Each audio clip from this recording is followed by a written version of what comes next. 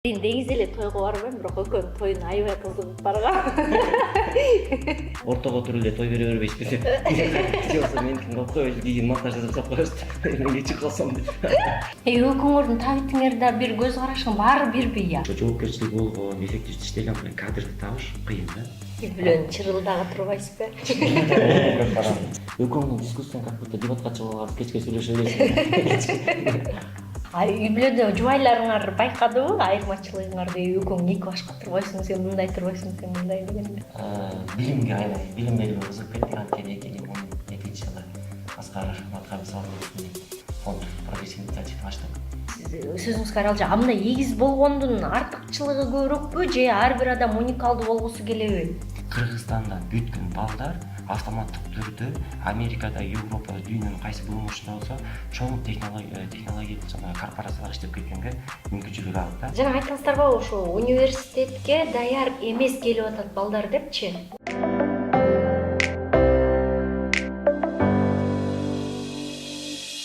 Саламатсыздарбы, урматтуу YouTube каналымдын көрүүчүлөрү? Бүгүн дагы кызыктуу маекчилерим бар.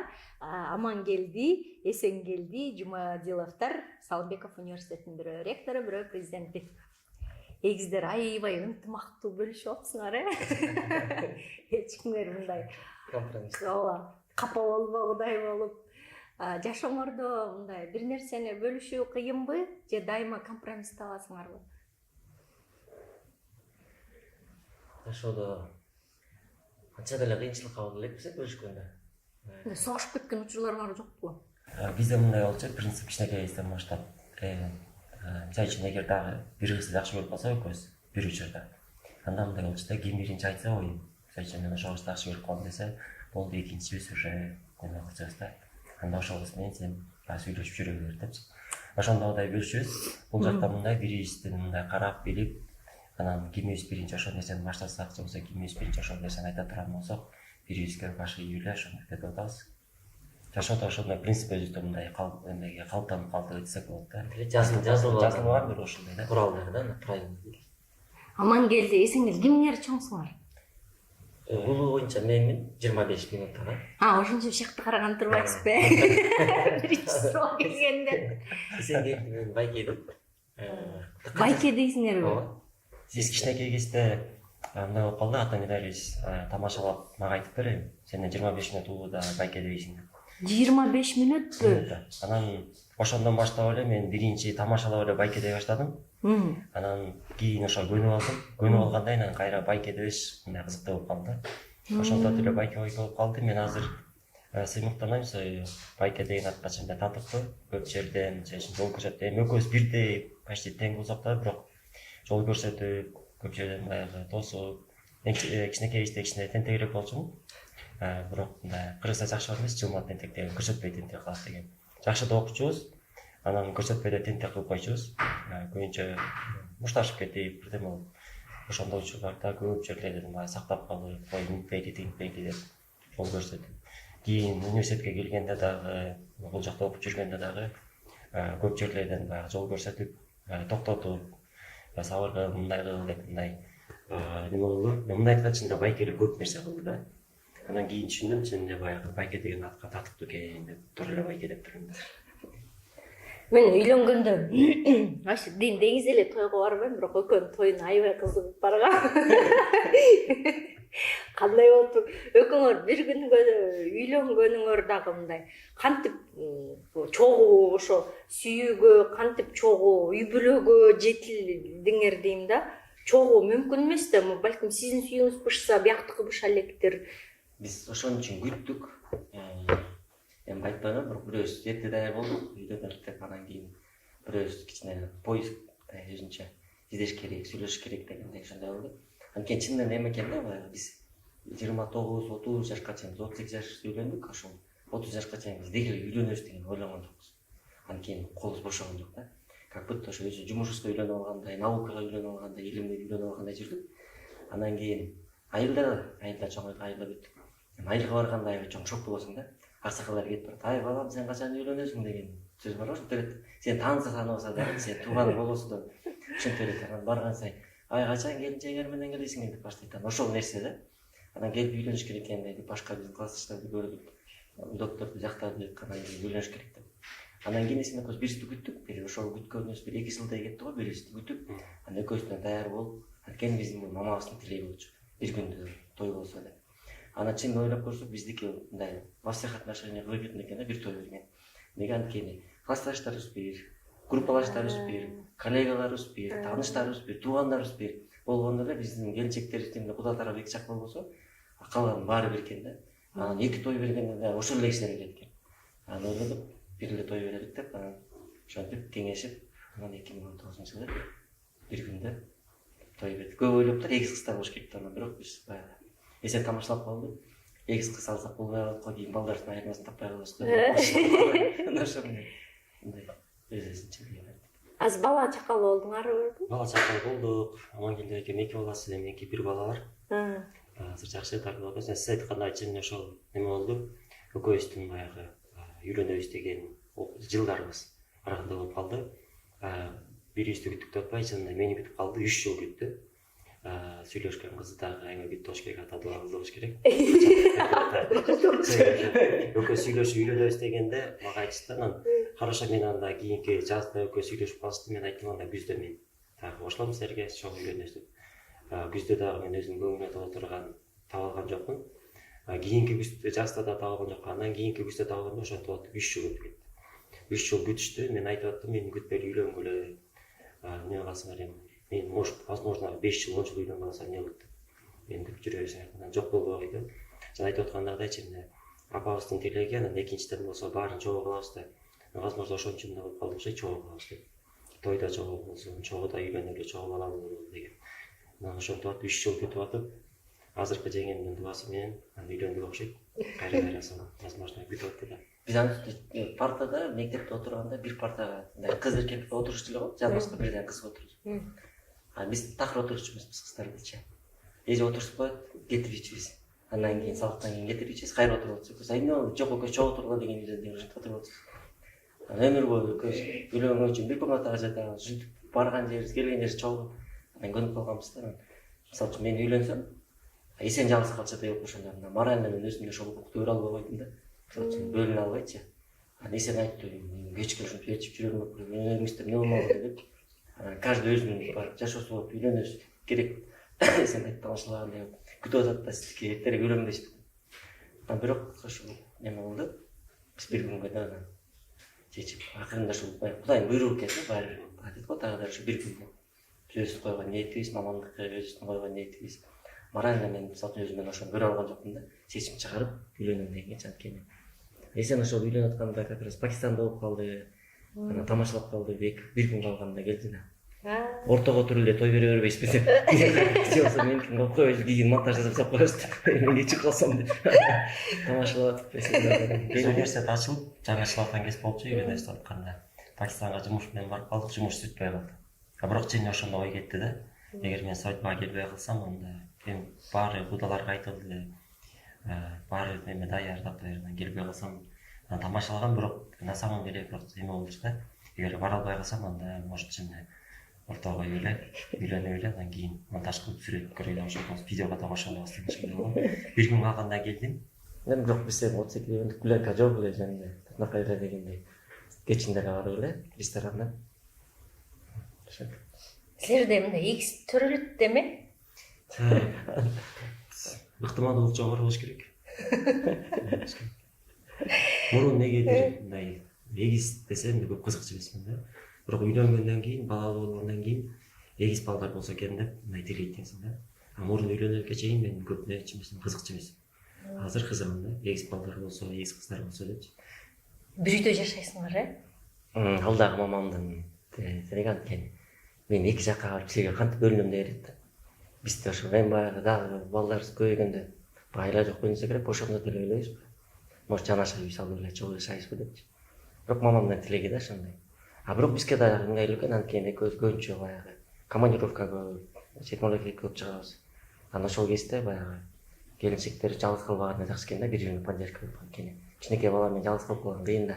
Анан мындай болгондо биз коркпойбуз, кете беребиз. Үйдө жеңелерим үйдө иштейт. иштеп. Жетиши элек иштебесем иштеп атат. Азыр Сиздики? банкта иштейт, эң мурун эле банкта иштечи, бухгалтер болуп, азыр ошол декретке 1,5 жыл чыгып, анан азыр иштеп атат кайра. Экөөңөрдүн табитиңерде бир көз карашың баары бирби я? Жок. Экөөңөр айырма Кээ учурда болот, экөөбүз деле кээ учурда үйдөн мындай дискуссия кылып, бир нерсени кээде чече албаган учурлар деле болот. Бирок кандай болот, эми дискуссия кылабыз, кээде бир 2 саат сүйлөшөбүз, бирибизди ишендириш үчүн, бул туура эмес деген ошондой сыяктуу болот. Бирок акыры баары кандай болгон күндө деле баягы мындай бир консенсуска келип, ошол менен кете беребиз. Бирок көбүнчөсүн баягы Амангелди экенин укканга аракет кылам. Сен айтып атпаймынбы, көп жерден баягы кыракылык, алдын ала көрө билип, мындай көп нерсени айткенди мен жыл өткөн сайын ынанып баратам да ошол жагыначы. Менин чечимим көбүнчө азыр эми билбейм, мурункудай караганда кичине токтороп болушум керек, бирок мен көбүнчө мындай бат чечим чыгарып, бат жинденип, анан бат мындай неме кылчумун да, ушу азыркы маселе азыр чечилиш керек, ушул жерден 100% чечилиш керек деген. Ушундай турчумун да. эмоцияга алдырып. Эмоцияга алдырып, анан не болсо деле жок, ушул күнү бүт чечилиш керек деп. Анан азыр чогуу жүргөндө кандай болду билбейм, менин таасири, бирок ошол андай эмес. Мындай жок, эми кээ бир нерсени күтүш керек экен. Жашоодо эле өзү эң чоң жадагы школа бул жашоодо, эң чоң мектеп бул жашоо экенин, анан жаныңдагы мындай жанагы сени курсап жүргөн адамдар экен да. Анан дайыма жанымда жүргөн, курсап жүргөн адам мен баягы атамдын ордуна ата да болуп калган, атасы каза болгондон кийин апасы эми алыста көчөнүн нарына жүрөт. Апам деле болуп калды көп жерде, мындай тарбиясын бар. Агам да болду, досум да болду, мындай устатым дагы болуп калды да мен үчүн. Анан ошон үчүн баягы көп жерден баягы ошол азыр агамдын таасири болуш керек, көп жерден баягы токтолуп, кой күтө билиш керек дегенчи. Бирок до сих пор кээ учурда чыгып кетет, маселелер чыкканда, жок эмнеге мынтип атасыз, жок, давайте мондайдан кесип чече билейик. Бүгүн чечилиш керек, эртең жок болбойт деген болуп калат. Анан жок, кечке бир 2 саат түшүндүрүп, жок, эсен келди, мондай кылалы, тигиндей кылалы. Мындай макул. Үй бүлөнүн чырылдагы турбайсызбы? Көп барам. Азыр мен кичинекейсинен негизи чыр деп коюшчу, мен өзүм айтып жүрчүмүн, мен чыр эмесмин, мен чыр эмесмин деп. На самом деле, бирок баягы эми баардык балдар кичинекейде шок болот да, тентек болот. Экөөбүз деле бирдей эле тентек кылчубуз. Бирок тентек кылганда эмнегедир мен көрүнүп калчумун да. Себеби мен кичинекей кезде көзүм токточу эмес да. Көзүм монтуп эле турчу. Анан экинчиден болсо мен көп сүйлөгөндүгүнүн дагы ичке, анан экинчиден болсо бат сүйлөчүмүн да. Анан үйдөгүлөр ай жай сүйлө деп атып эле бир сүйлөгөн бат сүйлөсөң элечи. Возможно ошон үчүн да мүмкүн мени көбүнчөсү эле чыр дей берчү. Анан ошол кийин сөз үчүн аябай ошол сөз жакчу эмес да. 25 жашка чейин мага чыр десе аябай чырлап кетчүмүн. Бирөө деле мындай жөнүндө отуруп жүрүп жок, сен чырлап турбайсың десе аябай ошташып кеткенге даяр болчумун да. Азыр андай жок да, себеби баягы ошондо мага кичинекей кездеги жөнүндө бир нерсе жок. Биз чындап эле бир иштен үйрөндүк көп нерсени, мисалы айтып кээде токтолуп күткөндүктүн зыяны да көп да. Зыяны көп. Кээ бир маселе чынында убагында чечилиш керек. Аны күтүп, созуп, өзүнчө бир баягы жанагындай почвасын даярдап күтүп отургандан көрө тарс чечилген жакшы да кээ бир маселенчи. Анан ошол жерден мисалы үчүн биз взаимно дополняем да друг друга. Ошол жакта мисалы үчүн кудайдыр ушундай берсе керек дейм да. Мисалы үчүн спорт менен мен кызыкчу эмесмин деги эле. Спортко жете окуп эле ошентип эле кыйналып жүрчүмүн да. Эсен спортко кызыкчу. Экөөбүздүн окуйбуз бирдей окудук. Тем 4-5 окуп биринчи тарткан жокпуз окуу боюнча. Бирок баягы эсен көбүрөөк бокско кызыкчу. Айлантип машинанын эски покрышкасын столго кыйлып алып печке сагып эле ошентип эле мал жайлап коюп печинде анан караңгыда саат ошо нарын суут да. Анан ону бубак чапкылап эле анан иши чыга күшөгөн жоксуң баягы эсен мен мисалы бокска серип көп. Анткени ошол спорт керек экен, мен азыр түшүндүм да. Ден соолукка керек экен деп. Ал жагынан эсен сүйлөдү. Анан ошол характеринде воспитывать эткен спорт. Ошондой болду. Кээ бир жерден жанагындай нерселерден баягы сабырлуулук тиги боюнча, электр боюнча күтүп, дипломатичный чечпелүү деген меники жок, мындай сразу политически чечиш керек деген нерсеники. Ошондон ойлойм да, мындай взаимно дополнять эттик бирибиздичи, Кудайдан ошентип нерсе керек экөөңөрдү. Кичине мындай экөөңөргө кичине берейин депчи мен. Жашоодо негизи мен ойлойм, угуш керек экеничи. Таптакыр мындай бар го, мен бул жакпайт, мен мындай эмес, ушундай деп айтып беришет го, андай эмес да. Киши уккан болуш керек да. Киши эмнени айтып аткан. Дүйнө жүзүнүн баардыгы каршы болсо да ошол кишиге анын жан дүйнөсү укуш керек да. Мүмкүн дүйнөнүн баардыгы жаңылып атат, ал киши туура мүмкүн. Баары окшош ойлонуп атат да. жанагы кээ бир нерселерди биз азыр Кыргызстан көнүп калдык го. Бирөөнү мисалы үчүн бат эле ушакта үйгенге, жазып үйгенге, бирөөнүн жашоосуна келишкенге, мисалы үчүн мен эсем дагы биз социалдык баракчабызда бир жактуу деги бирөө мындай комментарий айтпайбыз да. Бирөөнүн жашоосуна, бирөөнүн ишине, анткени ар кимдин өзүнүн жашоосу бар. Мүмкүн сен жаңылып атасың, сен жаңылып атат деп аткан кишинин мүмкүн туура кетип барат, сен жаңылып атасың да. Жашоонун баягы абсолюттук түрдө туура жолу жок да. Ар кимдин өзүнүн туура жолу бар. Бул айтат адамды тарткан бул абир, ичиндеги стержень. Абирдин соту. Сот эмес, жанагы биз келип аткан сот болгон сот эмес, башка эмес. Бул абирдин соту эң башында. Абир соттосо, эгер ошол приговор бере турган болсо адам турбайт. Анткени абир чыккандан кийин адам кайрадан тургуза албайсың, канча психолог барып келбей кандай болбойт. Абир чыккандан кийин эч ким тура албайт. Ошол абирге түзөлүш керек да негизи. Анан ошол жагынан караганда биз көп нерсени мындай биздин экөөбүздүн бирибиз менен взаимодействиебизде укканды үйрөндүк да бирибизден. Анткени айтып атпайбыз эми кээде 2-3 саат дискуссия болгондо чурсас болот да, отуруп биз дискуссия кылабыз, анан үйдө экөөңүн дискуссияң как будто дебатка чыгып алган, кечке сүйлөшө бересиң. Анан бир жылдары биз студент болуп окуп жүргөн кезде, студент кезибизде Султан Калназаров айтқан азаттыкта жаштар күнүстө алып барчу. Анан экөөбүз айтыбычы. Менин мечтам экөөңөрдү телевизорго алып келип, дебат, онлайн экөөңөр дебат кылам депчи. Дебатка кылачыз да. Айтып жүрсөң анан телевизорго ошо бир жол алып барды экөөбүздү. Перед фактами эле койду. КТРК алып калыптыр, мына азыр эфир башталат деди да. Биз такыр болбогонбуз, экөөбүз биз менен дебатка чыкпайбыз деп. Перед фактами коюп чыгарам деди. Анан жок деп болбой койдук. Анан Гүлдер эмнеге мына азыр эфир башталып чыккыла деп. Өлөсө анын болот, элдин баары көрөт, тиги болот деди. Биз айттык. Экөөбүз дебатты баштагандар айтат да, бул экөө үйүнөн чечип албайт бирөөдү, бияка телевизорго чыкпайт деп да. Ошо менен Гүл кийин чакырган жок. Дебатка ошондой. Бизде мындай компромисс табып, ошол мындай сүйлөшүп, бирин түшүнүү менен табыш керек го дейм да. Мен абсолюттук түрдө эле мен туура алмайм деп кете барып, ошондой ишене аласың. Анан кичинекей чырылдап бирөө айтаткан нерсе чындык болуп калат. Кээде сен ойлойсуң 99% мен туурамын дейсиң.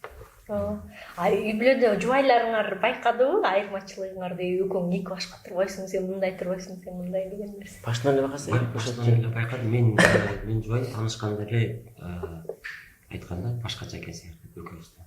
Анан мен акыркы учурда болгон экөөбүз эгизбиз десек, жок экөөңөр айрымы бар экен дейт да. Характерде деле, экөөңөрдө өңүңөрдө деле бар экен дейт. Мындай эгиз сөзүңүз каралчы, мындай эгиз болгондун артыкчылыгы көбүрөкпү же ар бир адам уникалдуу болгусу келеби? Мен жеке пикиримде эгиз болгондун артыкчылыгы көп экен. Себеби өзүң жалгыз сезбейсиң биринчиден. Кандай маселе болбосун жаныңда бирөө бар да. Экинчиден болсо кеңеше турган дайыма жаныңда киши бар. Үчүнчүдөн болсо бир баш жакшы, эки баш андан жакшы дегендей, кандай проекттер болбосун, ошол проекттерди ишке ашырып атканда мындай дайыма эки киши ишке ашырса бул жакшы да. Көбүрөөк баягы жардам болот, көбүрөөк. Анан экөөбүздүн бир жакшы жерибиз бирдей билим алдык, бирдей чогойдук, бирдей тарбия алдык. Ошон үчүн экөөбүз бирибиздин оюбузду, бирибиздин максаттарыбызды айттырбай билебиз да. Анан эгерде бир проект баштап аткан болсо, ошол проектти бирибиз мындай чечим аткарып кете беребиз да. Бирөөбүз жок болсок деле бирөөбүздүн отпускка ишке ашырып кетебиз. Ошол жагынан жакшы экен. Мен биринчи ошол эгиздин баркын эмеде билдим. Мындай ар кандай ситуацияларда билет экен, бир тууганда эгиздин баркы. Биз экөөбүз дайыма чогуу жүрчүбүз. Мектептерде ар кандай мушташтар боло берет, мушташтар боло берет, ошондойчулар да. Бир жолу жок болуп калды жанымда. Анан ошол учурда биздин классташтарыбыз, досторубуздун балдардын баардыгысы мен жалгыз кетип калышты да. Эми чоң балдардан коруп кетип калышты. Эгиз болуп жүргөндө ага чейин экөөбүздөн кандай болсун, көп бала болбосун барып тура беребиз да. Чыштабайбыз. Мен ошондо эгиздин баркын ошондо түшүндүм да. Жанымда болгондо башкача болот депчи. Анан ошондо бир түшүндүм. Экинчи болсо кийин иштеп баштаганда түшүндүк. Иштеп баштаганда чечим ар бир жумушта азыр Кыргызстанда эң чоң нерсе бул, баягы эң оор нерсе бул туура кадр табыш да. Себеби Кыргызстанда тилекке каршы биз аз иштеп, бирок көп нерсе алгыбыз келет да. Же болбосо жоопкерчиликти азыраак кылып, бирок эркиндикке көбүрөөк жеткиз келет да. Чынына келгенде бул жай үчүн эгерде ийгиликке жетем десең, анда эффективдүү мындай көбүрөөк иштешиң керек да. Көбүрөөк эмес, эффективдүү иштеш керек. Экинчиден болсо эркиндикке жетимсе жоопкерчилик керек да. Ошо жоопкерчилик болгон, эффективдүү иштеген мындай кадрды табыш кыйын да. Анан ошол учурда мындай билесиң да, анан баягы эки киши болуп, же болбосо өзүңө окшошкон кишилер болуп иштегенде бул жеңил да. Жумушуң да ачылат, мындай айтканда нервиң дагы азыраак кетет дегендей, убактың да азыраак кетет. энергияң да азыраак кетет, себеби бир жүрүшөсүң. Ошол жактан алганда эгиздин бар кошуп экен да. Үй бүлөдө дагы бири бирибизди прикрывать этебиз. Жумушта дагы бири бирибизди прикрывать этип, бири бирибизге жардам берип, бул билим алганда дагы докторлукту жактап атканда да биздин да ошондо көрдүк. Амангелди экен эмеде иштеп калды, Министерство экономики иштеп калды, анан сабактар катыша албай калды. Анан Турциядан бир эжеке келди, ал эжеке айтты, эконометрика деген сабак болчу. Эгер сабакка келбесе, экзамен келбей эле койсун. Мен айттым, мен баягы алган билимимди барып түшүндүрүп турам. Бирок экзаменде эгерде ылдый болуп кала турган болсо, анда автоматически сабактарга анда келиш керек, жумушун ташташ керек, анда офлайн сабактарга катышыш керек деп. Макул дедик. Экзаменге келди, экзамен келгенде атайын баягы сен жардам бербесең сабакка катыштың деп. Анан 3 парта алыс отурбузду өгөздө. Бир жерден көчүрбөсүн депчи. Анан сабак бүтүп, экзамен бүткөндөн кийин алып келсе, Амангелди экендики неме экен, 96 экен. Меники 92 экен. Анан таң калып, кантип сен сабакка келип атып, анан ошондо биринчи немеге деги агаңа молодец деди, себеби азамат экен деп. Сабакка келбей, сенден жогору тапшыр деди. Экинчи болсо, сага сен молодец деди, азаматсың деди, себеби сен менден жакшыраак ойлоптурсуң дейт. Сен менин окуучумсуң дейт, сен 92 алып атасың дейт. Сенин окуучуң 96 болот дейт. Ошондо да эгиздердин деле бирибиздин баягы биз ошол экзаменге биз үчүн 5-6 айлык сабакты 3 сааттын ичинде түн ичинде отуруп, жумуштан кийин келди, 12лерден баштап бошолуп, где-то 4-5 саатка чейин ошол сабакты түшүндүрүп бердик. Себеби биздин жарым сөздөрүн түшүнөбүз ичибизден. Ошондо эле бат түшүндү да, бирибизди түшүнүп 4-5 саат ошо 5 айлык сабак түшүнүп барып экзаменден 96 балл алып кетип калды 100дөн. Анан ошондой менен анан сабактардын баарынан баягы уруксат берди, келбей эле койсун деп. Анан докторантураны жалгыз баягы мен окудум. Кечинде келип сабактан неме кылдык да, теги мен түшүндүрүп берем, экзамен болсо өзү саңыздай эле тапшырып. Түнкүнөн таңкы 3-4 чейин сабак коебуз. Сен мага салып, күндүз салган сабактар мага өтөт. Мен болсо келип анан сабакты анан кайра эртеңден жумушка кетчүк. Анткени иштеш керек болду да. Магистратураны бүтүп, Сиз үй бүлөнү багып атасыз да жалпы. Ошол учурда Сиз окуп атасыз экен. Мен окуп чечиш керек болуп калды да. Мисалы үчүн ошол мезгилде эсен улуттук банкка өттү жумушка. Бирок улуттук банк айтып калды, 2-3 айдан кийин жумушка алабыз дешти. Меники жумушка кирдим, Министерство экономикага. Ал меники сразу эле кирип кеттим. Анан кийин бирок айлык аябай аз болчу Министерство экономикада. 7-8 миң сом болчу. Манаста алган стипендиябыз 3-4 миң сом болчу. 3-4 миң сом стипендия. Анан өчүбүз. Анан бирок опыт да керек да, тажрыйба керек. Анан тияка барчубуз. Анан кийин барганда анан эсен жанагындай бизге айтышты. Өкүмөр эми бакалаврды, магистратураны жакшы бүттүңөр. Макул дейт, сабакка келбесең болот дейт. PhD'ни бир жыл окуйт да. PhD'ни сабагын бүткүлө. Эгерде бирок айтты, эсен айтып атпайбы мындай. Кийин эмеге экзамен кире албайсың дегенде отчисление алабыз деп айтышты. Манаста строгий да. Негизи за непосещение отчисление кетет Манаста. Бирок бизге ошондо уникальный кылышты. Макул сен өкүмөр эгизсиңер. Силер мунун буга чейинки с отличием бүттүңөр. Ошондуктан силерге неме жок. Бирок келгиле, мен сабак келдим. Попробуйте деп. Бирок 1 айдан көрөсүңөр, кулайсыңар деген арасын автап койчу го. Ортодо 2 айдан кийин эмеден кийин экзаменде кулайсыңар деп. Анан ошондон түнкү күнүнөн сабак берип, анан биринчи экзамен өткөндөн кийин, жылда 4 экзамен да. Биринчи экзамен 2 айдан кийин өткөндөн кийин, жанагындай балл менен өткөндөн кийин анан макулдап койду, келбесең кой. Сен мугалимиң жакшы экен, бирок бул баланы биз ага койгон жокпуз деп, эсен келди. Анткени жакшы преподаватель экен. Бизден алып туруп ошону биз айтат го. Любая поэзия утрачивается при переводе деп го. Ошондой сыяктуу мисалы мугалимден алган билимди кайра бергенде жарымын жоготуп берет да киши. Кантип силер ошентип окуттуңар деп таң калды да. Сен өзүңдүн тиги мугалимиңден да жакшы балл берип атпайсың деп. Анан ошондон кийин анан мен иштедим. Биз жарым жыл эле окудук го, жарым жыл. Анан 1 жылга жетпей докторский мнение называть этип анан окутуп жеңилди, анан университетке барып андан кийин защитарияда диссертация жазасың, свободный иштеп жазып көрсөтүп ай сайын отчет берип турасың. Ошо 1 жыл айдан стресс болгон да бизге. Кечке чейин жумуш, кечинде келип сабак окуйт, эсен доктойт, мен доктойм, кайра саат 7-де туруп кетесиң, 4-кө чейин сабак окуйсуң, кайра 7-де туруп кетесиң, күнүнө 3-4 саат уктамай. Ошондой 1 жыл аябай стресс болгон. Ошондой нерселерди мына жакшы да, биринчи подстраховать эткенге сабак. Диссертациялар жазганда бирөөбүз теориясын жасабыз, бирөөбүз эсебин чыгарабыз. Ошондой ошол жагы жакшы да. Бирок диссертация жасап атканда азыр докторлукту жактагандар билет болуш керек, бирок чындыгында аябай татаал процесс да. Акыркы учурларда эми жумуш диссертация жасап атып күндүр түндүр болуп чала уктап атып акырында көзүң арыгандай нерсе көрүнө баштайт да. Мындай эми чарчайсың эме болосуң. Ушунун кереги бар, кереги жок. Анан бүткөндөн кийин түшүндүм. Ошонун баары баягы керек экен депчи. Себеби кийинки сен билбеген карьерный баягы өсүшүмдө ошолордун баардыгы жардам берет экен да. Жок дегенде баягы эми ал алган билим сөзсүз түрдө жардам берет, аны билдик, бирок ошол аттындагы PhD дейби же кандай дейби, ошонун дагы жардам берет. Кийин түшүндүк да. Кийин Салымбеков университети ачылганда ушул университетке биз биринчи конкурс кылып ректорду издедик. Аскар Макулович ошол ректор издейт деп. Анан издеп атканда мындай көбүнчө мындай неме болуп калды. Талаптар, эмеге сунуштар көп болду. Ушундай. Бирок ошол сунуштардын ичинде мындай ректор болом дегенде аябай чоң мындай чыгымдары менен кошо ректор боло тургандар иштер болду. Мындай биринчи башталып аткан иште бул финанс сөз тартыш болот. Ошол иш, мисалы үчүн ар бир иш өзү мындай финансылык туруктуулугу мындай камсыз болуш керек да. Ошол финансылык туруктуулукка келиш үчүн баштан баштап өзүн өзү финансировать каржылап кете турган бир проект болуш керек да. Ошол жагынан алып келгенде неме болуп калды да. Көп мисалы эгер ректор боло турган болобуз десек, анда менин жанымда бир жардамчым болуш керек, шоферым болуш керек, дагы бир неме деген сыяктуучу. Ушундай чоң талаптар болуп калды сунуштарга жараша. Аны ойлоп турганда биз университет ачпай эле бирөөнү эле баягы Салымбеков университетиндеги балдарга билим бербейли, анда башка бирөөлөрдүн баягы айлыгын төлөйбү, башка бирөөлөргө обслуживать этип ушинтип жүрөбүз депчи. Профессор, докторбу. Анан ошол учурларда анда убактылуу биз анда башкарып туралып, кийин анан конкурс кылып ошол өнөктөбүздөн Аскар Макулович ушундай чечим чыгарды. Анан ошол учурда түшүндүк, эгерде бизде PhD жок болгондо, анда ректорлукка боло эмес. Себеби ректор болуш үчүн баягы илимий даража керек да. Анан ошондо баркын билдик да. Көрсө ар бир нерсени баркын. Анан кийин эл аралык проекттерге дагы мындай аралашып, андан болуп калганда да түшүндүк. Эл аралык проекттерде да ошондой нерселер бар экен да. Эгерде магистрдык степень болсо өзүнчө дополнительно кошумча айлыктар төлөнөт.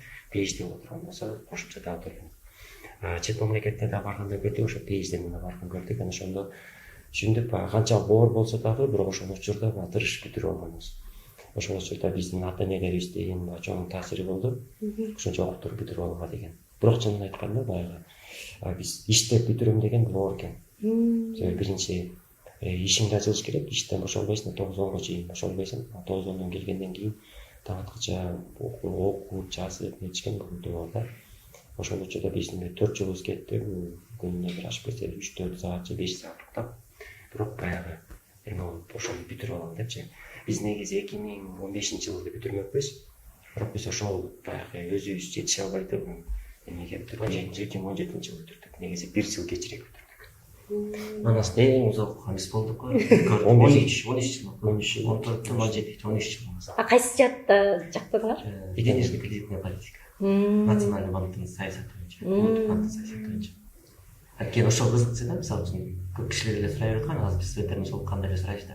Ойгонорго келебиз, эмне үчүн улуттук банк акча барып чыгып эле ар бир кишиге 2 миллиондон 3 миллиондон ар бир сенат таратып бербейт депчи. Ошол биздикинен депчи. Неге басып чыкпайт деген ой келип берип койгон. Мисалы жакшы чыгып кеткен 5% сюда версия барыбыз. Жакшы эле запрет этилет деп турат. Ошондой ой келчү да. Анан ошондон акча өзүнчө акчанын пайда болушу, акчанын чыкканы, акчанын обороту айланганы экономикада өзүнчө эле бир дүйнө да. Эгер акчаны башкарганды билсек, мамлекет дүйнө да. Ошого аябай кызыктык. Анткени Кыргызстанда көп темалар бар, элдин баары билет. Эл ал темада сүйлөйт. Бирок аз эле кишилер бар, ошо акча саясаты боюнча сүйлөй алган да. Себеби бул окуш керек да. Анан ошо биз да кызыкчыбыз. Кызыгып жүрүп анан кантип акча чыгат, көп акча чыкса эмне болуп кетет, аны кантип басып чыгарат, аны эмне болуш керек.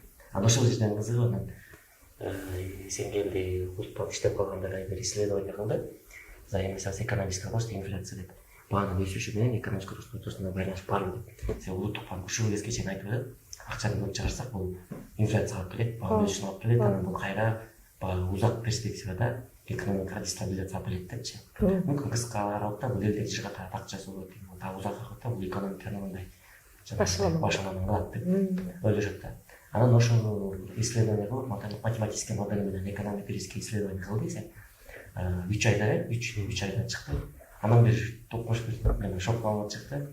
Экөөнүн ортосунда минимальный взаимосвязь бар экен. Экономический рост менен инфляциянын ортосунда. Ошол мезгилде 2012-жылдары 13 11-жылы жылы 2011-жылы ошо исследование чыкканда улуттук банк өзү шок болду. Мен кечээ дагы ошо мурунку зампредседатель телесөз кылган сүйлөшкөндө айттым, шок болгонбузбуз депчи. Экөөнүн ортосунда байланыш жок деп чыкты. Байланыш бар, понимание деп.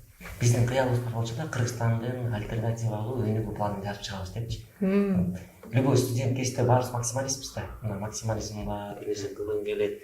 Анан ойлойсуң сен өзүң баягы уникальный кишисиңди ойлойсуң, сенден башка кишине сени өнүктүрүп чыкса, ошондой ойлойсуң. Ар бир иште ошондой болот да, максимально сен келсең эле Кыргызстан болуп, сен жазып чыгасың дегендечи. Любой студент азыр студент балдар жокканда ошону көрөм да. Бүт студент ошондой бар. А сен эмне болуп кетти, сенден деле өйдө агайсыздар ушу ийки жеткен болсо, мунун жеткен жери мындай тургандай, мындан да бийик болом депчи. Бул жакшы.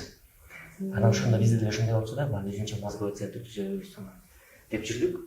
Анан ошондон өзгөчө кызыктып, кийинен докторский десемдики дагы көчүктөн ошондой улуттук банктын саясаты, акча саясаты боюнча болду. Бирок биз ал жакта иштеген жокпуз. Кийин билимге аябай, билим берүүгө кызыгып кеттик. Анткени 2012 жылы Аскар Матхаби Салымбеков менен фонд прогрессивный инициативди ачтык. Анткени ошол кезде бизге бир ортобузда неме турду, выбор, чечим чыгыш керек болду. Эсебин жеринде улуттук банк аркылуу Турциянын центральный банкине иштегим келип аткан. Ошол жака иштеш керек болду. Мен Минэкономдон чыгып ошол кезде ГСП түзүлбөдү. Финполицияны расформировать этип, Грузиянын примерин расформировать этип, анан бир күнү ГСП түзүлүп 3 ай өзүнчө бизди космоско учуучудай космонавттарды дайындап аткандай жакты экзамен болуп, иштемди текшеришип, онлайн кылышып жанагындай ушундай баштады. Биз ушундай өттүк немеденчи. Бүт банкта иштеген, министерство иштеген балдардын баары чыгып 3000 киши катышып 2-3 баланы алып деп. А мен да ошол жака өттүм 200 баланын катарында. Бүт 3 ай жүрдүк да, физкультура тапшырдык, медицина бүт бар. Өткөндөн кийин айлык сурадым, мен экономдон кийин да. Сурасам айлык айрылып баягы. Анан мыйзам өткөрүп эшкен, баягы ар бир раскрытие преступленияда буларга поощрение келет деп. Ал да болбой калды. Анан кийин ГСПК бир күн сотрудник болуп кайра айрыкчасы берип чыктым. Анан ошондон бизде эме турду, мен да улуттук банктан кирип, ошондо чемпионатка чыксам деп эсебим келет аткан. Экөөбүз ойлодук, жарым жылдан кийин артынан барайын деп, анан ошондой карьера жасаштык. Анан отуруп, анан биз ойлодук, мозговой центр ачабыз Кыргызстанда. Эчтеке жок, бирок мозговой центр ачабыз деп. Экөөбүз анан кийин альтернативни жазып чыгабыз деп. Аскар Матчка бардык, барып сүйлөштүк, айттым, алар эми 2 киши менен мозговой центр ачып кийинге келгиле, анан мен ушундай кыялым бар, фонд ачсам деген, ошону илимге жардам берсем деген оюм бар деп. Анан фонд ачылып калды 2012 жылы. Фонд ачылгандан кийин анан ошондо биз образованиянын баркын түшүндүк. Анткени фонд илим, анан кийин стратегический инициатива деп, стратегиялык эмгелер, ар кандай жанагы коомдо бар го, акылдуу кишилер. Ошо акылдуу кишилердин проекттерин тияка жеткизебиз деген. Ошондо бирок тилекке каршы андай акылдуу идеялар тияка жетип реализациясы кыйын экен. Анан ошондон биз билимден көрдүк. Анан бир нерсени түшүндүк. Азыр да ошондой нерсе турат. Кыргызстандын өнүгүшү керек болсо бир секундкен. Кыргызстандын өнүктүрүшү жеңил экен. А бирок эң оор ар бир кишинин өзгөрүшү. Чын, иттей сонак кошулмуш. Мисалы үчүн анткени бул мындай экен да. Өнүгүү деген бул дүйнөгө мындай здание турган нерсе. Мисалы үчүн 2-нчи дүйнөлүк согушта Германия менен Япония тык-тык табган мамлекеттер. Тык-тык. Бүт талкалашты. Бирөөсүнүн атом бомбасын ядерный бомбаны ачташты, Хиросима Нагасаки. Германия талкалар Германия бомбалаган жок, бүт бар. Союзный сила бүт бар бомбалашты. Бирок ошол 20-30 жылга жетпей дүйнөдө эң алты мамлекет болуп өкөлдөн чыкты. Эмнеге? Сыйлыктуу адамдар бар. Ой жүгүктүүсү башкача адамдар бар. Демек өнүгүү бул здание менен жол эмес, бул акча эмес экен. Өнүгүү бул адам. Ошондуктан тиги жанагы нерсени биз түшүндүк. А бул эмне менен келет? Бул билим менен келет. Анан ошондо биз көп нерсени өзүбүздүн ичибизде протест айтып атпайбыз. Умтурда көп маселелер бар, Кыргызстанда өтө көп маселелер бар. Бирок ошолордун жанынан эгер билимди оңдосок, калганынын баардыгы орусча айтканда ерунда. Кыргызстан эгерде кагаз жүзүнө карасак, 3 тилдүү мамлекет. Орус тилдүү мектептерде 2-нчи класстан баштап кыргыз тилин беришет. Кыргыз тилдүү мектептерде бизге окшогон айрым көргөндө 2-нчи класстан баштап орус тилин беришет. 4-нчи класстан баштап баардыгыбызга чет тилин берет. Бул англис тили боюнча. По умолчанию Кыргызстан 3 тилде сүйлөш керекпиз кыргызстандыктар. Бирок по факту бир эле тилде сүйлөйбүз. Аз тил сүйлөп 2-3 тилде билебиз. Демек, мына биринчи мектептен келип аткан балдар даяр эмес экен. Экинчиси 90% балдар профессионально не ориентированы. 15 класста өткөн балдардан жолугуп көрүңүзчү. Сураңызчы, эч кимиси кайсы кесипке барарын билбейт. Ашып кетсе 0,1%, мүмкүн 1%, мүмкүн мейли жакшы болду эми 5% билет. Калганы билбейт. Билемдер дегенде жөн өстүртөн уккандар. Көбүнчөсү гуманитарный кетет. Эмне үчүн бар? Инженер чыкпайт, эмне үчүн технолог чыкпайт, эмне үчүн логисттер чыкпайт, башка да мисалы үчүн. Ошондо экинчиден андан чыкпай аткан себеби жана айтып аткандай тил менен кошо STEM. жана химия, биология, физика, математиканы окубайбыз. Жадыбалды билсем ол жетет деп ойлойбуз да. Алар окулбайт, мисалдан калып атабыз. Үчүнчүдөн, мектептен келип аткан балдарда инсандык өнүгүүсү түшүп калган. Жок. Окууну биз баягы мындай неме катары көрүп алабыз да. Туалетке барыш керек, укташ керек деген сыяктуу элечи, барып мен аттестат алсам болду. Мына азыркы учурда биз университеттерде ошонун ордуна балдар даяр эмес келет. Анан университет эмнеге айланып калды азыр? Университеттен диплом алабыз, а навыкты жөндөмдүү аяктабыз курстардан. Мисалы үчүн бухгалтер окуйт, университетте диплом алып чыгат, айтинести бар курстан үйрөнөт. Айтишник окуйт, университеттен барып диплом алып чыгат, бирок курсту навыкты IT программирование барып бир курстан алат. Ушундай нерселер көп да, мисалы үчүн өзү бар, заты жок нерселер көп. Мисалы үчүн мына биз жакында айтпадык да, IT ачкандан дагы ошол нерсе келди. Мисалы үчүн көп требованиялар бар. Азыркы министерстводо ушул нерселер кардиналдуу өзгөрүп атат. Биз ошол составка кирдик комиссияга реформирование үчүн. Мисалы үчүн 40% остепененность деген бар. Бир университеттин бакалавриатын ачыш үчүн 40% остепененный болуш керек. Мен көрүп аткан айлар эжелер таармазмын, бирок 40% остепененность деген кандай? Мисалы үчүн кандидат доктор болуш керек. Туура. Бирок IT-де керек ошол, бизнесте керек ошол. Мисалы үчүн бизнесте турган мисалы ошол эле бизнесте турган киши менен бир профессорду кантип салыштырабыз? Неге математикада, фундаментальный предметтерде ошол профессорго берсе, кандидаттар берсе. А бирок бизнеске практикага багытталган нерселерди практика бериш керек да. Мына ушундай нерселер көп да өзгөртө турган. Биз ошол нерселерди мындай эгерде ошол билим берүүнү өзгөртпөсөк кардиналдуу, анда Кыргызстандын ой жүгүртүүсү, Кыргызстандын эмеси болот. Бул временный. Мисалы көп мамлекеттер болгон. Ошол эле Африка мамлекеттеринде нефть чыгарышы, байып, акчалары болуп, анан кийин адамдар өзү даяр болгон үчүн муну талкап чогултуп коюшат. Адамдар жамаат талкап, мисалы үчүн Ливия акчасы жок деле бар болчу. Бүт акчасы бар. Керек болсо чет мамлекетке чыгам десе акча берип, төрөлгөн баласына акча берип. А эмне үчүн алар бири-бири менен согушту? Себеби ценностьтер жок, баалуулуктар жок. Анан ошонун баары билим берүү менен келет деп биз ошол баягы айтып атпайбызбы? Кечки ата-энеси баланы окуу, анан мектептен 2 жыл бою сен окуп атасың дегенден көрө, эгер баланы инсан катары биз калыптандыра алсак мектепте, анда бала өзү окуйт. Ага мугалим да кереги жок, өзү окуйт. Мектептин жаманы, китептин жакшысы депке карабайт, ал табат. Ушундай болуп чаңдай кишилер өзү. Мына ошо Кудай берип аткан модельдер да бай көрсөтүп атат. Мен бир модельди көрсөттүм, баарыбызга берет мисалы. Мына вот жетип атпайт, клубникадан кеп жетип атат. Демек болот экен деп Кудай көрсөтөт ошол мисалды. Ошону алып копировать этип масштабировать эткиле дейт. Ошол мисалы азыркы ойлоп аткан нерсенин баары адам жан денеси салынган нерселерди биз масштабировать этиш керек да. Биз ошондон келип анан жана билим берүүгө өтүп калып азыр башотубуз менен мындай билим берүүгө өзүбүздүн акылыбыз, дарынетибиз, билимибиз жеткен деңгээлде аракет кылып көрөлү деп мындай аракет кылып атабыз. Америкалык институт ачылды, IT багытында. Анан эмне мындай өзгөчөлүк киргизип атасыңар? Биздин бул билим берүү тармагында эмнени жактырып айтасыңар? Кайсы системаны сындырып, кандай система курушубуз керек экен? American Institute of Technology деп Америка технология институту деген ачканын эң биринчи максаты биринчиден биздин билим берүү контентин өзгөртүү. Экинчиден болсо билим берүүнүн методикасын өзгөртүү. Үчүнчүдөн болсо билим берүүнүн максатын өзгөртүү. Чечин азыркы эми максаттар жакшы, жасалган жактардан, бирок чын-чынына келгенде коюлуп аткан, жетилип аткан жетишкендиктер, максаттар башка болуп калган. Чечин азыр биз American Institute of Technology дегенде контентти же болбосо эң биринчи башталып атканда бул окуу программасы. Окуу программасын биз айтып атабыз. Келгиле азыркы чечин Советтер Союзу учурунда андан кийинки түзүлгөн канча 5 жыл, 10 жыл, 30 жыл түзүлгөн мамлекет стандарттарга эмес, эки нерсеге критерийга катарып алды. Биринчиси бул ошол чоң чечин эгерде айтып багытына десек, жанагы технология корпорациялар бар да, ошолордун азыркы учурда адиске коюп аткан квалификациялык талаптары. Ошонун негизинде экинчиси болсо алдыңкы ошол технологиялык багыттагы билим берип жаткан дүйнөлүк университеттер, Стэнфорд, MIT ушул сыяктуу университеттердин окуу программалары. Ошол эки нерсени алып туруп, кошуп, анан окуу программасы иштеп чыкканга университеттерге окуу мүмкүнчүлүк берилсин. Ошонун негизинде түзүлсүн деп. Эгер ошонун негизинде түзүлө турган болсо, Кыргызстандан бүткөн балдар автоматтык түрдө Америкада, Европада, дүйнөнүн кайсы бурмушунда болсо чоң технологиялык жана корпорациялар иштеп кеткенге мүмкүнчүлүк алат да. Биз анда ошол дүйнөлүк корпорациялардын коюп аткан талабына жараша адистерди даярдап атабыз деген сөз. Бул деген сөз биз келечектеги Кыргызстандагы күчтүү инженерлерди тарбиялап атабыз деген, же даярдай алабыз дегендиги баягы чоң мындай мүмкүнчүлүк да.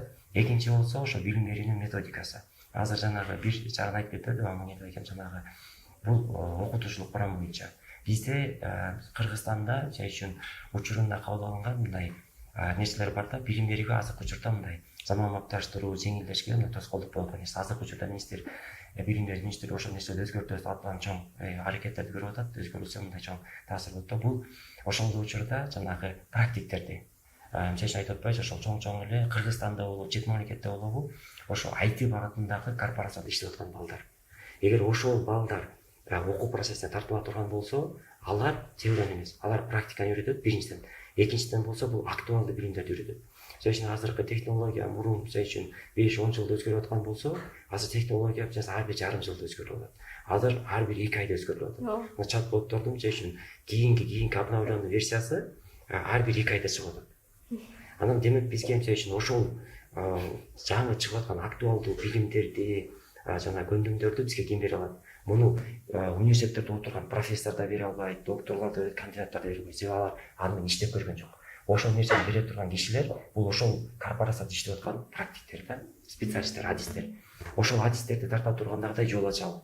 Ошол эгерде мисалы үчүн Intel'бу, чоң мисалы үчүн Amazon'бу, Meta'бы же болбосо чоң корпорацияларда иштеген 5 жылдык, 3 жылдык, 10 жылдык тажрыйбасы бар алдыңкы адис болуп иштеп аткан кадрларды ошол профессорлор менен бир деңгээлге алып келбейлиби деп.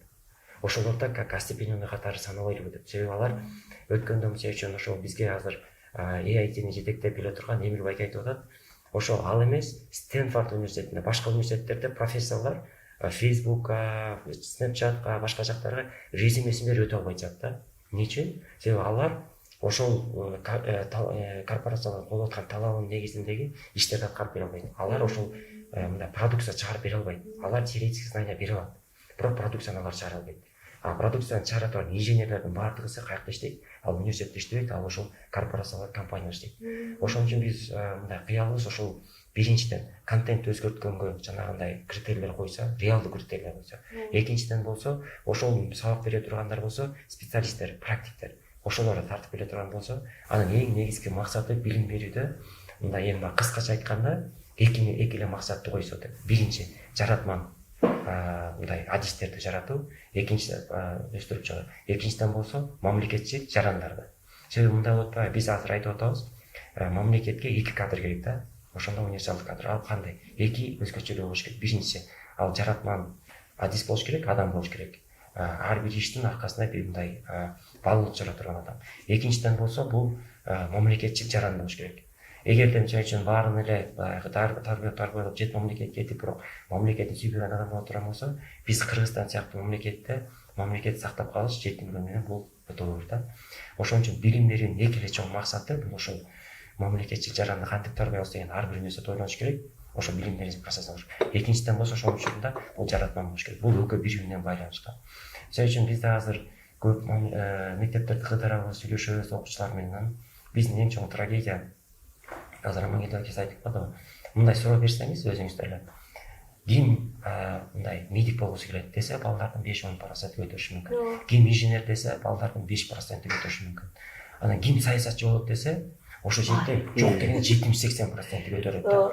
Биздин трагедиясы ошо да. Мамлекеттик кызматта иштей турган адамдар саны чектелип, баарыбыз мамлекеттик кызматкер боло албайбыз. Бирок мамлекетке эң чоң салымды кошо турган бул инженерлер, медиктер, мугалимдер, логистиктер, менеджерлер, ишкерлер ушулар да. Себеби ар бир экономиканын тамырын кармап турган бул ишкер. Себеби ишкердин эң чоң баягы тапшырмасы бул ошол капиталды, адамдык ресурстарды, финансылык ресурстардын башын бириктирип келтирип, бир баалуулук чыгара турган бүт экономикада бул ишкер да.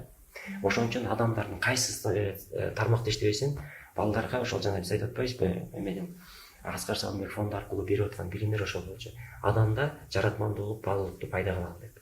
Ошо жаратмандык, баалуулукту, экинчиден болсо өз алдынча баалуулукту пайда кылалы деп. Себеби адамга эгерде мисалы үчүн азыркы учурда мисалы үчүн университеттерди карап келсек, чын Амангелди байке ошо көп жерде айтып жүрөт. Стэнфорд университети, биздин университеттерди Кыргызстанда мындай эле коелу, алдыңкы университеттерди алалы. Алдыңкы университеттерди ала турган болсок, ошолордон ашып кеткен бир университет бар, бул интернет. Интернетте баардыгы турат. Эгер бала түшүнсө, билим алганды билсе, ошонун баалуулугун түшүнө алса, бала эч нерсеге тапшырбай интернет аркылуу деле билим ала алат. Азыр мисалы үчүн чоң технология корпорациялардын баардыгысы дипломго карабай калды. Бул баланын портфолиосуна карап калды. Баланын жасаган бэкграундуна карап калды. Баланын эмне иш жасады, эмне проекттерге катышты, эмне жасай алат деген билимин карап калды. Дипломго эч ким карабады. Цукерберг деле билими жок, диплому жок барды. Ким деле ким учурунда Стив Джобс жакшы интервьюсун берип атпайбы? Мен окуп атканда түшүндүм дейт. Мен эмне үчүн ушунча акчамды коротуп ушул жака берем? Анан жыйынтыгында мен өзүм каалаган мен кыялымды орното албайм дейт. Анан азыркы учурда мисалы жакшы тема көтөрүлүп атпайбы? Инклюзивное образование деп, инклюзивдик билим берүү депчи. Бирок ошол нерсе аябай жакшы болуп атат, азыр билим берүү министри көтөрүлүп аткан жактан. Себеби чын-чынына келгенде бир дагы мектеп, бир дагы университет Кыргызстандагы дүйнө жүзүндөгү бул ушул нерселерди эске албайт да. Биринчи, баланын потенциалын, баланын кыялын, баланын кулк мүнөзүн, анан баланын баягы максаттарын. Ошол нерсени эске ала албаса, биз эч качан баланы жаратман инсан кылып тарбия албайбыз. Себеби характер дагы башкача, характерди биз эсепке ала турган болсок, ошого жараша методиканы иштеп чыгып, жок мисалы үчүн баарын эле урушуп тарбиялап билим ал дегенге эмес, ар бирин өзүнчө индивидуальный подход кылганды мугалимдер үйрөнүп башташмак. Экинчи, кыялга жараша десек, билим берүүнүн траекториясын дагы ошол балага жараша өзгөртүп бермек. Мисалы үчүн Стэнфорд университетинин бул тарыхы, бул уникалдуу тарых да. 1895-жылы Стэнфорд университети ачылган. Бул жеке менчик университет. Ошол ачылып атканда Беркли деген Сан-Францискода мамлекеттик аты чыккан, абдан күчтүү университет бар болчу. Анан Стэнфорд ачылганда ошол жакта мындай айтышыптыр да, шылдың менен айтышыптыр. Мамлекет чоң университет турса, бул Стэнфорд университети эмне үчүн ачылды? Бул университет Берклиден ашам деп атабы депчи. Экинчиден буга талап бар деп. Ким барат буга, ким окуйт? Бирок Стэнфорд университетинде ошо баалуулуктан башташканда биз жаңы баалуулук, жаңы маданият киргизебиз деген. Биз билим беребиз дегенбиз. Анан кандай баалуулук болду? 3 баалуулукту биринчи киргизишти. Биринчиси. Ошол учурда билсеңиздер, университеттердин баардыгысы Америкада, Европада булар бир конфессияга байланган. Анан айтты, жок, университет бир конфессияга байланбаш керек деди. Университет болсо эмне деп айтты? Ошол жанагы кыздар өзүнчө, эркектер өзүнчө деп окубаш керек деп. Америкада ошол учурда ушундай болчу. Кыздар өзүнчө окучу, балдар өзүнчө. Кыздарга көбүнчө билим бергенде ал жакта консервативный подход болуп, кыздар билим ала алчу эмес да. Анан үчүнчү болсо билим орусча айтканда практика ориентированный болуш керек деген. Анан ар бир бала өзүнүн каалаган кыялын ошол университеттен ишке ашыш керек деген да. Анан ошол концепциянын туура экендигин бул Силиконовая долинанын пайда болушу мындай тастыктап турат да. Ошол жанагы Кремниевая долина деп атпайсызбы? Ошондон чыккан, Стэнфордтан бүтүргөн 8 инженер, биз көбүнчө учурда Стив Джобстарды айтып атпайбыз? Стив Джобс бул экинчи, үчүнчү поколениясы. Ошол жаратмандар чыккан. А биринчи гараж бул жанагы Hewlett and Packard деп атпайбы? Жана HP. HP-нин гаражы болгон. Ошол Кремниевая долинада пайда болушуп, ошол жактан НАСАга, жанагы чоң американский жанагы военный корпорацияларга ошолордун чибинен баштап баарын жасап берген болгон. Булар биринчи жолу ошол Hewlett Packard'дар калькуляторду ойлоп чыгып атышпайбы? Калькуляторду. Анан калькуляторду сата башташты. Анан кийин жанагы немелер транзисторлорго өтүштү. Анан кийин бара ошолордун баары чиптерге өтүштү. Булар чоң нерсеге айланышты да. Бирок ошол гаражда отуруп алып эле, ошол кубтер аны берип Стэнфорд университети. Анан ошондон чыкты да. Ошол учурдан баштап профессорлору мындай задача алган. Сен эгер ишиң баштан келсе, Стэнфорд университети сага беребиз деген. А Стэнфорд университетин ошол баштап аткан, мисалы азыркы Салымбеков университети сыяктуу эле бир мисалы үчүн бир библия болчу да. Азыр мисалы Аскар Салымбековдун университет ачаган, бир жаратман колун пайда кылам деген сыяктуу эле ошондой максат менен алар библиясы келген. Алар эмне түрткү берген? Аларга түрткү бергени булар өзүнүн баласы каза болуп калган. Баласы каза болуп калганда ошо Стэнфордтон ошо ата энеси, ким баланын ошо атасы менен апасы чечкен. Биз балабызга бере албай калган акчабызды, балабызга бере албай калган кыялды, балабызга бере албай калган ошол билимди биз анда башка балдарга берели деп, анан ошол Стэнфорд университетин ачабыз деп ошондой кылган да. Анан биздин да азыркы учурда мисалы үчүн ошо Салымбеков университетин коюлуп аткан максатыбыз да бизде баягы амбициябыз жакшы мен айтканда чоң, коюлган максат да ошондогу да. Себеби биз дагы ошондой Кыргызстанды өзүнчө бир мындай маданияттуу, баалуулукту калыптандырып, Кыргызстан өзүнүн баалуулуктарын эске алып, ошондо да Кыргызстан Стэнфорд болобуз деген бир чоң бир задача, максат коюлуп ошону кетип баратабыз да. Жанагы Амангелди акеңиз айтып калбады, биз университетке келген, Аскар Маткош келгенге биз эме деп айтканбыз деп, жанагы Синтенк мозговой центр ачабыз деп. Ошондо Аскар Маткош менен биздин сүйлөшкөнүбүзгө 5 эл мүнөт кетти. Чечим чыгып иштешебиз дегенибизге. Аскар Маткош айтсак, биздин идеяларыбыз, максаттарыбыз, принциптерибиз, анан кыялдарыбыз бир болуп калды. Аскар Маткош да ошондогудай ушундагыдай бир университет ачам, фонд ачам, билим берүүгө, адамдык капиталдын өнүктүрүшүнө мен салым кошом деп. Буга чейин баягы маданиятка, спортко, дагы башка тармактарга салым кошуп келатты да, анан кийинки этабында ошол кошом деп, эми ага чейин деле билим берип, илимге салым кошуп келаткан, бирок муну мындай систематический бир, мындай системдүү түрдө кылам деген максаты бар экен. Анан сүйлөшүп отурган айтты, бир сөзү ошо бизнеске алып калды. Баягы мен асмандан тилегеним, мен жерден таптым балдар деп. Ошентип эле силердин максатыңар айтып аткан нерсе жөнүндө мен ушундай деп. Бул азыр сизге айтып берип аткан нерсенин баарын айтып бере алган жокпуз.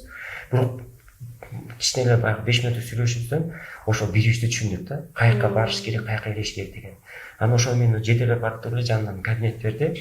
Анан ошол жака отургула, иштеп баштадыла. Качан чыгып келесиңер деди. Анан биз айттык, Аскар Маткош бизге маклап бериңиз. Биз ошол тиги экөөбүздөн эки жакта иштеп атабыз да, ал жактан чыгып келишибиз керек. Биз азыр барып эле биз кеттик деп айта алабыз. Мен улуттук банкта иштеп атам, мен кеттим деп айта алам. Мага 2 ай уруксат бериңиз, чыгайын айтайын. Анан ошондон башталып калды. Азыр ошо сиз жана билим берүү дегенде бизде ошол эң негизги ушул баалуулукка жете турган жери бул автономия. Бул университеттерге эгерде мисалы азыр биз өзүбүздүн эски стандарттарыбыз менен, өзүбүздүн эски көз караштарыбыз менен, өзүбүздүн эски баягы баалуулуктарыбыз менен эле карап эле жок деп анан өзүбүз менен жабылып эле тура берсекчи, анда билим берүү өзгөрбөйт. Азыр мисалы үчүн бир жакшы момент келип атат. Мен терең ишенем, билим берүү министрлигинде дагы, мамлекет ишенчилигинде да ошол түшүнүк пайда болуп, ошол нерсени азыр түртүп атышат да. Мына бизге да жанагы EIT-н ачылышына ошол билим берүү министрлигинин дагы чоң таасири болду. Себеби ошол киши менен жолуктурууга барганда Эмил байке бул жака жөн эле өзү айткан, мен разведкага келдим деп. Кыргызстанда ошондой иштер кылса болот, кылса болбойт деген. Анан келгенде көрдүк, министрлик айтты да, азамат биз министрлик, мамлекет ошол нерсени колдойбуз деп. Ошол нерсе аябай таасир берди. Анан чыккандан кийин айтты, келгенде силер айтып аткан ошол жана идея менен мен даярмын, кетебиз, самолет нерсе чогуу EIT-н ачабыз деп. Ушундагыдай. Жана айттыңыздарбы, ошо университетке даяр эмес келип атат балдар депчи. Багытын билбей атат, өзүнүн жашоосунун ордун билбей атат, өзүн тааныбай атат. Биз ошондо ата-эне катары балдарыбыз мекенибизге жарамдуу бир жакшы адам чыгыш үчүн, адис чыгыш үчүн ата-энелер эмне кылалык, мугалимдер эмне кылалык? Мектептеги мугалимдер. Негизи баягы ата-энем көбү түшүнүп калды. Түшүнүп калды балдарын жанагындай. Бирок эми курстарга мындай кээ бирде бир бар да, бир жаңылыштык бар. Балдардын баары эле курстарга жаза берет да. Бул эми биздин бул субъективдүү пикир, мүмкүн бир педагог кишилер, агайлар, тажрыйбалуу отура турган болсо айтат болуш керек, бул эки бала эмнени айтып атат, тиги бул депчи. Аркан пикир бар да, бирок биздин субъективдүү көз караш боюнча, мисалы үчүн эң алгачкы бул инсан катары калыптандыруу. Кичинекейсинен баштап. Аны специалист катары эмес. Специалист катары калыптандырыш үчүн бир инсан катары калып. Инсан катары кандай? Ошо убактысын байлана билген, максат кое билген, ата-энеси айтса да айтпаса дагы, мугалими жакшы болсо жаман болсо дагы өзү окуйлган. Азыркы учурда мына айтып атпайсызбы, эң алдыңкы номер 1 университет бул интернет. Интернет себеби дүйнө жүзүндө эң алдыңкы университет болсун, эле Кембридж, Оксфорд, Стэнфорд болсун, ошолордон да көп маалыматтын баардыгы интернетте бар. Демек, сен эле айтып атканда эч кимге тапшырбай эле бала интернеттен алса болгон жана айтып атпайсызбы, өнүгүү үчүн деле бир эле мындай сылчок бизге осознание келсе өнүгөбүз. Адам деле билим алышына осознание керек да. Бир эле мындай. Просто ошону кыла албайбыз да. Ошол кыйын да бизгечи. Мойнубуз жар бербейт да. Адам мисалы үчүн ошон үчүн мына айтып атабыз. Кээде мына парадокстор болуп турат. Мектепти 5ке өткөн, университетти 5ке өткөн, ушундай балдар бар. Круглый отличники деп коебуз го. Ушундай бүткөндөр бар. Анан келип эле мектепте тентек кылып жүргөн, эки алып жүргөн бала эле успешный болуп эле тиги бак кыйналып калат да жашоосунда. Ушундай парадокстор көп го. Ийгиликтүү бир мамлекет чиновник болуп, ийгиликтүү ишкер болуп, же ийгиликтүү бир коомдук ишкер болуп ушинтип келишет да. Анан бул эмнени көрсөтөт? Демек адамдын өнүгүүсүндө эки нерсе бар: билим менен характер, мүнөз. Топ келиш керек. Кээде билими бар кишинин, бирок мүнөзү топ келбейт. Коркот. Өзүн алып чыккандан, идеясын алып чыккандан, жоопкерчилик алгандан, жашоодогу жоопкерчилик алып чыгабыз да биз. Мисалы үчүн, ошо жоопкерчилик алгандан, анан кийин өзүн айткандай алдыга жылдыргандан, анан коммуникативный навык жок болуп калат. Бирөөлөр менен сүйлөшүп, ошону доказывать этип айтып берген. Бул нерселердин баардыгы биз второстепенный катары карайбыз, а бирок первостепенный ушул.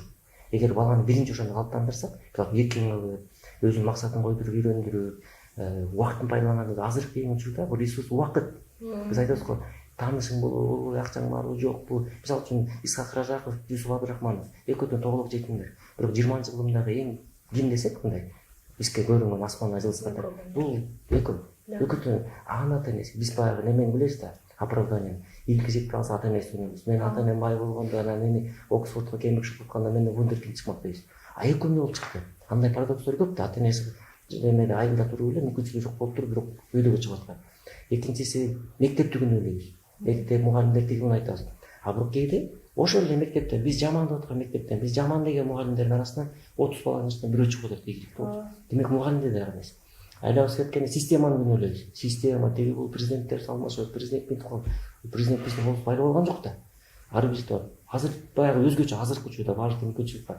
Демек ошондуктан жанагы уникальность деп айтып аткан жерде биринчи ошо инсандык өнүгүүгө көңүл буруш керек. Бул кеч эмес, эч качан кеч эмес. 50-60 жаштан адам өзгөрсө болот. Же бизди жакшы өзгөртөт, убакыт мурунга чап, көз башка чапкылап анан ушунчалык болот. Биз жана тил боюнча үйрөнгөндө айтабыз да. Адамга мына 4-класстан баштап бизде англис тилин берип атпайсызбы? Эмне үчүн англис тилин сүйлөйт? Эгерде Кудай сактасын башыбызга бир мүшкүл иш түшсө, Кытайга кетиш керек болсо, мүшкүл иш түшсө, Кыргызстандагы ай сайын жаран болбосун 2 айда 3 айда Кытай тилин чала үйрөнүп Кытайга кирип кетет. Эгер муктаждык жаралсачы, любой тилди үйрөнүп алат да. Бирок ошол муктаждыкты биз мындай созуп алабыз 6-7 жылга. Бизде да бар да тааныштар бар да. Мектеп англис тилин окуган, университет англис тилин окуган, анан жумушка кирип алып да курсту карап атат, 1-2 жыл барат, унутуп калат, анан кайра барып ушинтип эле жүрөбүз да, өмүр бою ошондун баарын созуп алып эле жүрөбүз да. Мунун баары марталса болот да. Мисалы ошону убакытты узартса болобу деген сөз мисалы эсең ой да. Убакытты узартса эмне? Ошондо узартып алган нерсеси кыскартса болот. Мисалы үчүн англис тилине 5-6 жыл 10 жыл кетирбей 6 ай кетирсек убакыт узарат. Демек кийин англисти окубайбыз, ошол убакытты өзүбүзгө каалаган бир нерсеге колдонобуз. Демек эң биринчиси ата энелер, мугалимдер мен ойлойм, биринчи инсандык өнүгүшүнө көңүл буруш керек. Баланы эсе. Экинчиси, биз кыргыздардын айлабыз жок нерсе бул биз тил үйрөнүш керекпиз. Биз кичинекейбиз. Демек биз тил үйрөнүш керекпиз. Англис тили. Англис тили, орус тилин билет, сен англис тилин үйрөнүш керек. Биздин университетте политика ушул, англис тили. Үчүнчүсү, жөн эле билим алып кереги жок. Мисалы билим алганда биз айтабыз, балам тигинден экзамен тапшырып, мындан экзамен тапшырып аткан эмес. Мурунку энциклопедический знаниянын баардыгы азыр кереги жок. Анын баардыгын Википедия алмаштырып берди бизге. Ысык көлдүн тереңдиги канча, Кыргызстандын километри аянты канча, тиги болгон, тиги эмне болгон, бул эмне? Мунун баардыгы бар. Интернетте бар. Муну жаттап кереги жок, муну экзамен тапшырып кереги жок. Концепцияны өзгөртүп. Азыркы учурда кандай специфический знания алыш керек болот. Мисалы үчүн кибербезопасность десек, жөн айтып окуй турган болсок, ошону кантип кибербезопасность сактай алабыз? Мисалы технолог десек, кантип жаңы продукция, мисалы пищевой, мисалы технолог болсо, кантип жаңы продукцияны yapабыз? Мисалы шоро чыкты, а может шородон да башка нерсе чыгара алабыз, может. Уникалдуу нерсе. Мисалы ушундай нерселерди биз ойлонуш керекпиз да. А бизде билимди көбүрөөк энциклопедический үйрөтөбүз. Баяндоо түрүндө энциклопедический знаниялар беребиз. Элдерибиз көбү эле грамотный, начитанный да. Бирок орусда айтат го, начитанность не признак мудрости деп. То есть элдин баары начитанный, образованный, а бирок иш жасай турган киши аз. Мисалы үчүн ошол бир чоң компаниялар берсе, бир технологдор жок, инженерлер жок, башкалары жок. Демек практика ориентированность деген. Демек балдарга билим берип атканда, балам муну мисалы үчүн сен каякта колдоносуң, ошону сураш керек. Биринчи айтат инсанга, каякта колдоносуң? Колдонууга аракет кылыш керек, кичинекейинен баштап. Ошону колдонсо, мисалы үчүн предметтерди айтып атпайбы, как наука берет да, башка как наука. Мен 2018 жылы Америкага кыдырып жүргөндө, ошондо 7-8 6 класс балдардын жанагындай без двигателя жана машина жасап, физиканын закондорун колдонуп, өз жүрөт аткан машина жасап аткандарын көрдүм. Мастерская. А бизде 6 класста эмне берет? Жанагындай стол жасап кел. Статичный нерселер бар го. Шаты жасап кел деп ошентип берчи да, мисалы үчүн. А теңсиң 6 класста болот, катапульта жасап атат, өзүнүн кыймылдагы. Физиканын закондорун ошондо көрөт атпайбы? Просто эле жаттатып, формуланы эмес да, жашоодо колдонуп турат. Мисалы үчүн химияны бизкилер окубайт, биологияны окубайт. Эгер окуй турган болсо, биз колдонуп аткан дарыларды ким чыгарып атат? Химик биологдор чыгарып атат да. Биз кылып аткан вакциналарды ким чыгарып атат? Адамдын клеткасына чейин ким кирип атат? Биолог, технологдор кирип атышат, химиктер кирип атышат. Ошолорду биз айтып бере албай атабыз да, балдарга эгер ошону кызыктырсак, мунун перспективасын мындай десек, практика ориентированный. Анда бул биздин балдар бир башкача окумак го деп ойлойбуз да. Анан биз көбүнчө да жанагындай үстүртөн айтып, анан баламды сабак бересин деп, азырында реформада жанагындай бир силкиниш керек болуп атат да. Министерство образования мындай. Азыр как раз ошого азыр закон образования каралып атпайбы, ошол каралып атат, жаңы нерселер киргизип атат. Бул замандын талабы. Баары жасаш керекпиз. Качан бир кезде жасаш керекпиз. Анткени университеттер да моюнуна алыш керек. Айтып атпайбы, эгерде университеттин контрагы 60.000 сом. Курстун баасы $300 айына. Университет диплом берип атат 60.000 сом. Демек аны эл ошентип алып атат. Университетте 60.000 сом төлөп, потому что мен ушуну аламын. А курска эптеп акчасын алып сатса да бар, курска $300 төлөп, $400 төлөп. Демек аяктан навык кирет, практика үйрөнөт. Сонун аябай сонун. Чындап мындай бүгүнкү эфирибиз баалуу, максаттуу болду окшойт, салмактуу болду окшойт. Анткени чынында ушул азыркы тапта жан дүйнөбүздө бир жан дүйнөбүздө төңкөрүш жүрүп атат. Азыркы тапта бул ар бирибиз өнүгүүгө аракет кылып, далалат кылып, эмне кылсак деп тигини чапчып, муну чапчып. Азыркы тапта 50-60 жаштагы апалар, аталар мен киммин деген суроону эми берип атышат. Анткени өмүр бою бир системада калыптанып калып, башкалардын ою менен жашаганын көнүп калган ата-энелерибиз эми мындай тык токтоп, айланайын мен каяка баратам, мен ким, мен бул жашоого эмне келдим эле, менин кыялым бул эмес беле, мен карасам деле ушуну жасай берейинчи дегендер. Балдарыбыз болсо көбүрөөк мындай бактылуураак десем болот го, шансы көбүрөөк болду. Анткени азыртадан эле балдарыбыз өзүнүн яасын, менин жакшы билет. Сен эмне каалайсың дегенде, мен муну каалайм, ал сенин каалооң мага таң болобо дегенди билет. Ошон үчүн Кудай буйрса, мен ойлойм ушундай силердей сонун эр азаматтар бар да, силердей адамдар бар да, Кыргызстандын учугу кура эмес. Буйрса дагы өнүгөбүз, өсөбүз, жаңы багытка талпынабыз. Университетиңердеги өзгөрүүлөр, силердин ой жүгүртүүңөр, билимге болгон мындай өзгөрүү салымыңар аябай жагып атат мага. Майдай жагып атат. Анткени биздин да балдарыбыз өсүп келатат. Биз дагы ойлонуп, тынчсызданып атабыз. Эртең балдарыбыз кандай чыгат, эмне болот, ким болот, Кыргызстаныбыз кандай өлкө болот, кандай өлкөдө балдарыбызды жашатабыз, кандай муундар уланат деген сыяктуу. Эң сонун сизге экөөңүздөргө тең ыраазычылык, анан ата-энеңизге рахмат. Бир сонун адамды экиге бөлүп көбөйтүп бергендер үчүн. Рахмат сиздерге, шейистерге каалайбыз. Ой, мен мага кааласа таң аткыча сүйлөшөт элем. Жеңелерим урушат болуп эфирди бүтүрөйүн депчи. Урматтуу YouTube каналынын көрүүчүлөрү, бүгүнкү эфирибиз жакты деп ойлойм. Комментарийге сөз пикириңиздерди калтырыңыздар. Каналыбызга катталганды унутпаңыздар. Кайрадан көрүшкөнчө сак саламатта болуңуздар.